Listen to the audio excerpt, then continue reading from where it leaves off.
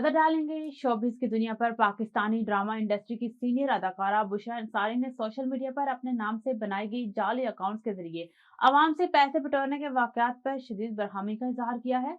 Photo and video sharing app Instagram पर एक video पैगाम में अदाकारा का कहना था कि नामालूम अनासिर इनकी तस्वीर इस्तेमाल करके खुद को बुशरा अंसारी जाहिर करते हैं और खैरात और फलाही कामों के नाम पर लोगों से रकम वसूल करते हैं।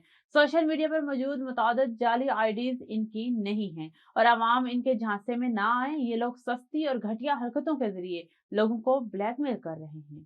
मारूफ अदाकारा सबा कमर ने सोशल मीडिया पर झूठी खबरें फैलाने वाले और ट्रोलिंग करने वाले शरपसंदों को आड़े हाथों ले लिया। नसीब से ज्यादा शोहरत नहीं मिलती ना फॉलोअर्स, ये कहना था सबा फैसल का, जिनके एक इंटरव्यू को सियाको सबाक से हटाकर पेश किया गया और ट्रोलिंग की जा रही थी।